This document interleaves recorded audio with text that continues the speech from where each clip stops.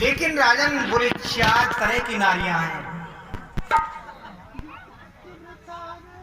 वेद पुराण संत सब कहते आए हैं, मैं नहीं कह रहा हूं।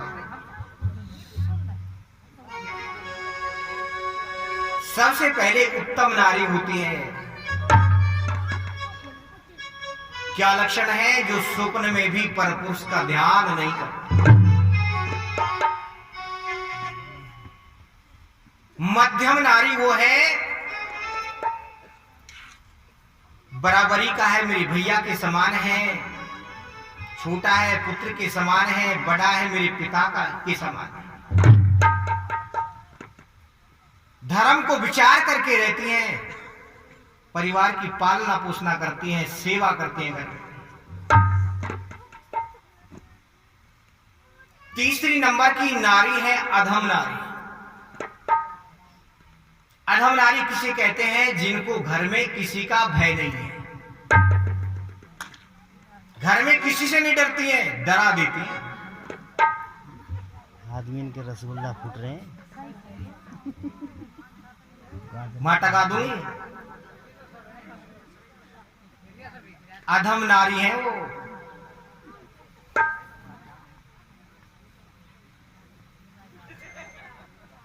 और बोली राजन चौथे नंबर की होती है अधम से अधम। अधम से अधम कौन सी नारी है? आचार्य व तुलसीदास जी ने बताया। अनुपति वंचय को परो पति रहती करे पति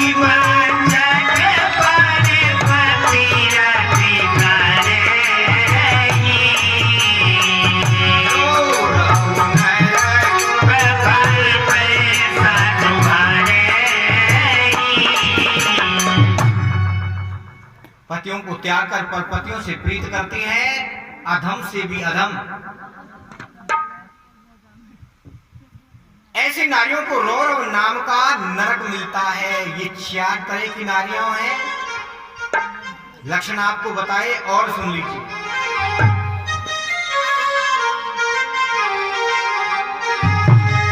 अब देखिए 4 तरह की नारी कौन कौन सी हैं, क्या क्या गुण और क्या क्या लक्षण है, सुन करके अपने आप में फैसला कर लेना। माता सुनैना ने यही उपदेश दिया था, हे पुत्री तुम अब यहाँ की बिटिया नहीं हो, अब तुम अवध की वधू हो गई हो। अपने ससुराल में जाकर तुम्हारा क्या कर्तव्य है? सास ससुर गुरु सेवा करें, पति रुक लख आयुष अनवसर। सास की ससुर की गुरुजनों की सेवा करना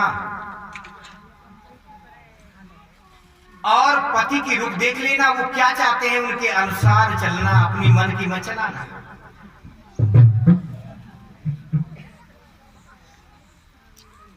लेकिन आजकल तो कह देना तो मेला देखने नहीं जाना है, तो बोले तो जरूर जाऊं। कैसे कह दे?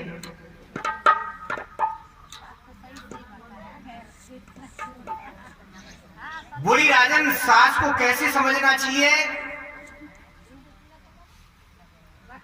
जैसे गौरी मैया मेरी पार्वती देवी तो हमारे घर में ही है। सास की सेवा हो गई तो गौरी मैया कर गई।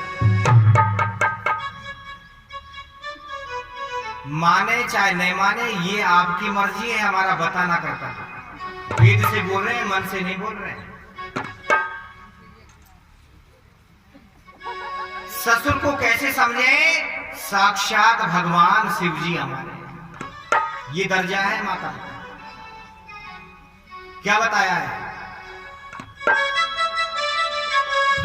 आज गौरी शंकर की तरह सदा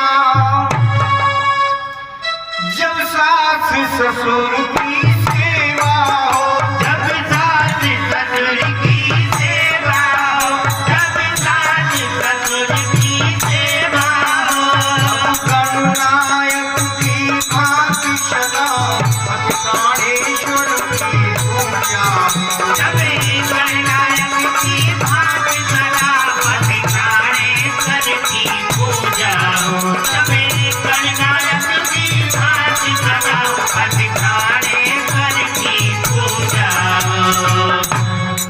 क्या समझे?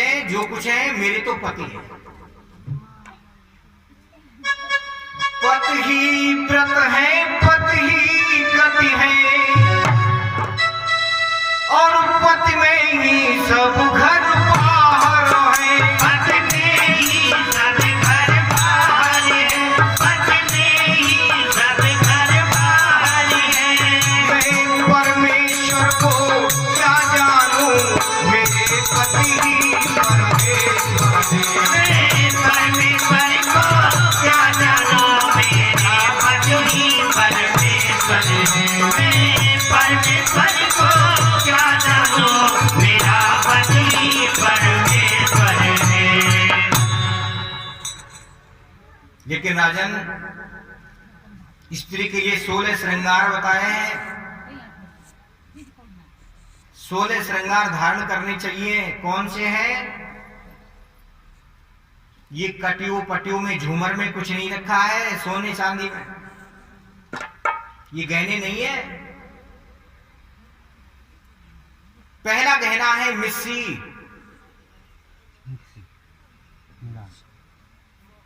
पहला है मिस्सी। मिस जानते हो ना? मिस बहाना। हाँ, घर में नई बहू आ गई, ओढ़ के सो गई, सिर में दर्द हो रहे, सास जी झाड़ू लगा रही है, वो सो रही, बहाना बन गया। पहला गहना है मिस बनाना, छोड़ दे बहाना बनाना। कैसी मेहंदी लगाए, लाज की लाली। काजल डाले सील का, आंखों में काजल डालते हैं। नाक में नथ कैसी पहने, इस मन को नाथे, नियंत्रण रखे मन को। एक होती है बेंदी, कैसी लगाए? बेंदी का अर्थ है बुराइयां त्याग दे, बदी बुराइयां। एक गहना होता है टीका, कैसा लगाए? टीका लगना चाहिए यश का, सोने का नहीं।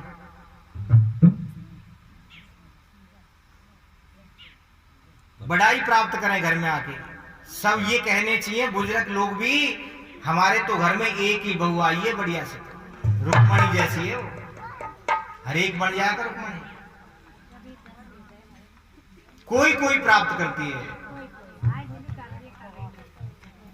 लेकिन टीका पहने तो यश का पहने, कलंक को और रेटी को। कोई कलंक को टीको लगाएंगे, छूटे और ना।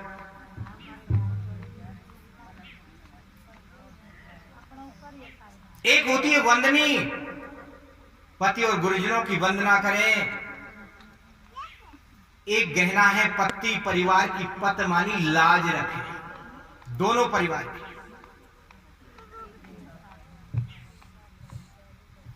कानों में कर्णफूल कैसे पहने, दूसरों के द्वारा प्रशंसा सुने। एक होता है हंसली कैसी पहने, सदा हंसमुख रहे। ऐसा नहीं है पति देवता बाहर गए तो खूब हंसती रहे, घर में पति देवता आए तो मुंह ऐसा कर लिया जैसे गुब्बारा। हंसमुख रहे सदा।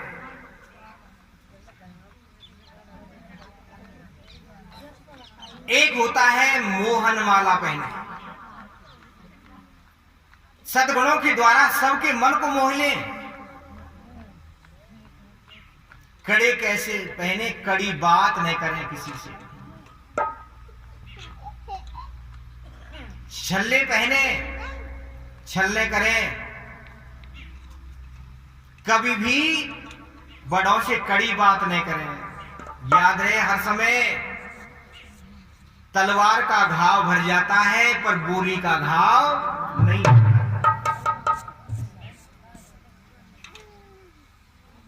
एक होती तरगनी, कमर में जो बांधते, कैसी पहने, सत्कर्मों के लिए हमेशा कमर कस करके तैयार रहे, हम सदैव सत्कर्म करेंगे। एक गहना होता है पायल, कैसी पहने, बड़ी बूढ़ी माताओं के चरणों की पायल बन जाए।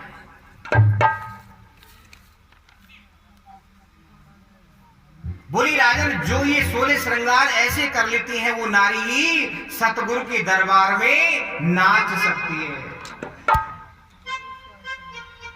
बड़ा सुंदर भाव है। हर कर 16 श्रृंगार आज में। इन कथाओं का यही आशय है,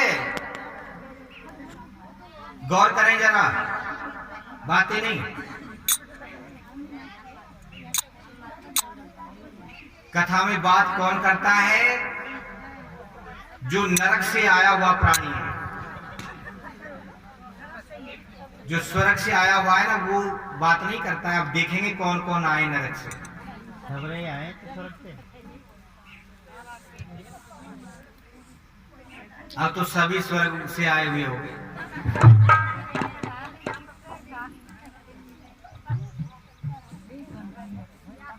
इस कथा का यही आशय है, सेवा करें तो मन क्रम वचन से, दिखावे से नहीं।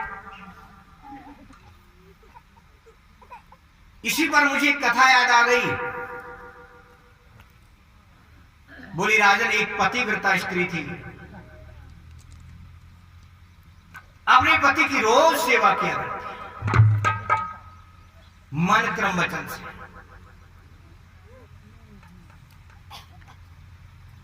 एक बार उनके पति देवता घर में आए, वो धान कूट रही थी। पति ने द्वार पर आकर के कहा, भामनी में तो प्यासा मरा। धर्म पत्नी ने मूसल वहीं छोड़ दिया। सोचा, रे मेरे प्राणनाथ प्यासे हैं, दौड़ करके ठंडा ठंडा पानी लाया।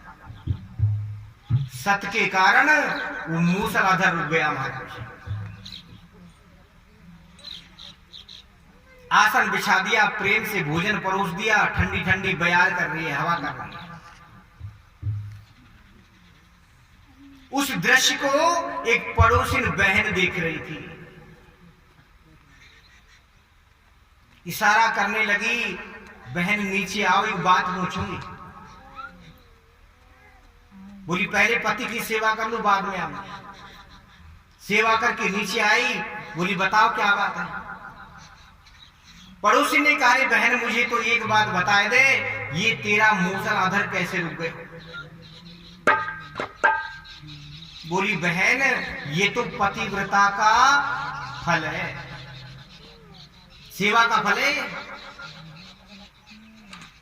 पड़ोसी ने सोचा, अब तो मैं भी पतिव्रता ही बनूंगा।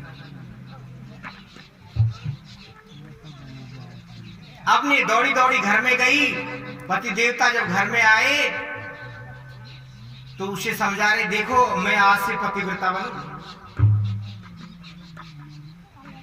आसन बिछा दिया, ठंडी ठंडी हवा कर रही है, बैठा दिया। पति देवता ये कहे सब जाने, ये कह दे मुझे तो सेवा वेवा नहीं करानी, तो रहना मुश्किल है जाए। पति ने कहा, कर लेना, सेवा कैसे करोगी मुझे बताओ तो सही। पड़ोसी कह रही है, एक काम करना, कल प्रात होते ही घर से निकल जाना, सेवा करेगी, और वहां से आकर के द्वार पर पुकारना, भामनी मैं तो प्यासा मरा। जय हो जय हो। नकल है रही है, नकल। ठंडा ठंडा पानी लेके आऊंगी, जब देखना कैसे सेवा करना। पति ने कहा ठीक है। प्रात होती वो बाहर निकल गया। थोड़ी देर में लौट करके आया, द्वार पर आवाज लगाई, रे भामनी मैं तो प्यासा मरा। वो भी धान कूटने बैठी थी। डर के मारे लगानी पड़ रही है। और जैसे उसने आवाज लगाई, ऊपर अधर छोड़ दिया मुझसे। मस्तक का गोविंदा है, नमो नमः। भैरव जी का सिंदूर मस्तक पर आ पड़ा, रक्त बह रहे हैं, लेकिन ठंडा जल लेकर के दौड़ रही है, विवाह के छोड़े, परवाह नहीं करी। पति देवता ने सोचा हुए से बेचारे वो आगे आगे दौड़ रहे, वो पीछे पीछे दौड़ रहे। रुको तो सही, अरे नेक रुको, सेवा करूंगी। पति ने हाथ जोड़ के तेरी सेवा करना।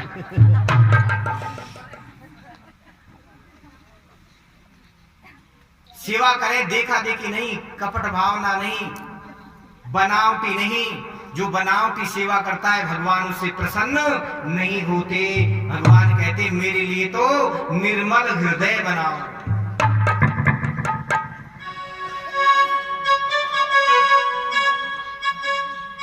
अब निर्मल मने जनी शो मोहि पावा,